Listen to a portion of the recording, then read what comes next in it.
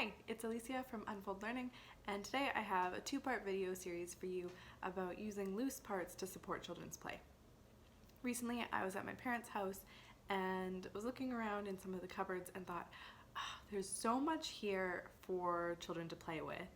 And I just had this idea to go around and collect things from different rooms and put them together in little baskets for examples of what it looks like to put together activities for children using stuff in your house. Any object can really be an object for play. Play materials and toys don't actually have to be labeled as toys, but they can be everyday objects, they can be simple objects, household objects, anything that can spark imagination can be put out and a child can use it in so many different ways than what an adult might consider. So in this video, I hope you'll get some ideas of what that looks like. In part one, I go around and I collect different things from my parents' house. And then in part two, the second video, I'll put them together in little baskets, and so you can see how they might actually be set out for children to use, and then you can put them out for your children to use. Yeah.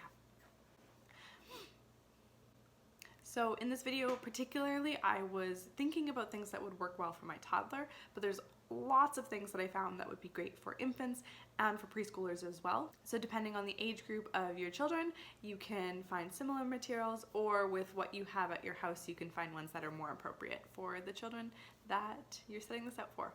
All right, yeah, so without further ado, here you go. I'm at my parents' house today, and I thought, why don't I just go around my parents' house and see what I can find that I would put out for children to play with. So I'm going to go around to the different rooms and collect little things that I think would be interesting and then put them out.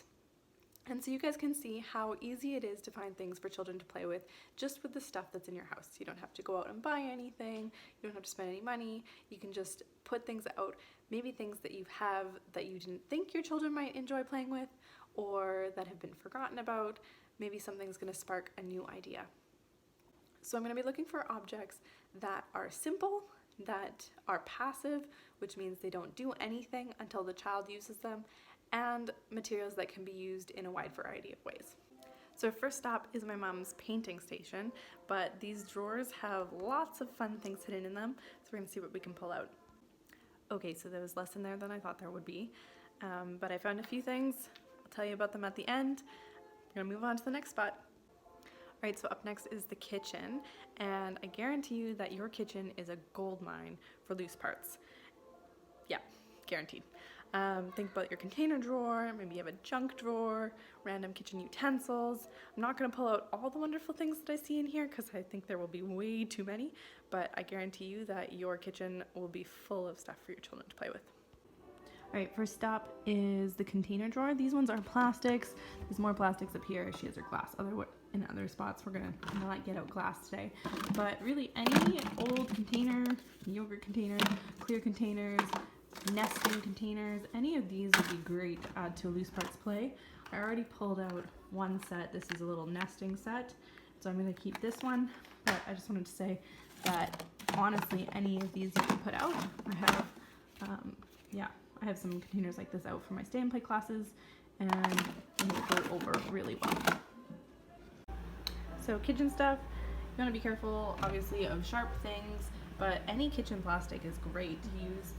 Don't mind the dishwasher, it's making noise, but also things that you have doubles of. So I noticed my mom has one, two, she has 3 of these, and I guarantee that she doesn't need to have all 3 of them in the kitchen at one time, so might snipe this one. Found a little baggie of twist ties and elastic bands in the junk drawer. These are great for children who are a little bit older, who have a little bit more fine motor control, preschoolers, kids who aren't going to put elastic bands in their mouth. Elastic bands have a lot of potential for how they could be used, and same with twist ties. There's a lot of fine motor practice that's going to go into this. And they can be manipulated in a ton of different ways. So if you have random twist ties and elastic bands in your junk drawer, pull them out. So the hall closet is another gold mine for stuff. Shoes and jackets are perfect for dress up, especially if they're ones that you don't wear regularly. And then same with jackets. Pull out a couple jackets. Kids can dress up. Maybe you have some scarves. things that are too big for them. They just zippers, buttons, jackets, tons of fun here. So I was looking through the bin of winter stuff and found some mittens and some hats. This particular lion hat used to be mine. I used to wear it at preschool, and I had matching lion mitts. Something like this would be a headband for an older child, but a preschooler or a toddler might wear it as a necklace, maybe a skirt. Lots of potential with all of these things. And then I discovered that my parents have a bin of gift wrap stuff. So gift wrap, you could probably find lots of treasures in here if you have a similar bin. Something like this, if you don't care about it, you could put it out with some scissors, cut up some stars, or just put it out with your dress-up stuff. Lots of options here. So this little wardrobe was the last place that I checked out. There wasn't as much in here as I thought. A lot of it was breakable, lots of fancy dishes and whatnot, but the drawers had some great things. One drawer had a lot of napkins, so I pulled out some napkins, and we have some solid colored ones and some patterned ones. My mom has a lot of napkins, so I didn't think these would be missed. I also pulled out some coasters that she had that were just hanging out, this cool little tray, and a doily. And this doily I liked. It has a lot more holes than some of the doilies that I have.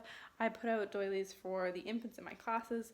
This one might not be the best for a small infant because their fingers could get stuck and they wouldn't be able to figure out how to get it out, or it could be a really great challenge for an infant.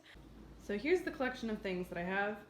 I could have kept going and grabbed more, but as you can see, there's a lot here. So now I'm going to sort it all out and put it in some containers and hopefully give you guys some great ideas for how to set these things out for your children to play with. Alright, so I hope that video was helpful for you to see some of the things that I might pull out for children to play with. None of that was planned. It was all spontaneous in the moment. I didn't know what I was going to find. So as you go through your house, just let your own spontaneity take over and pull out things that maybe you might not have seen as toys before, and see where you go.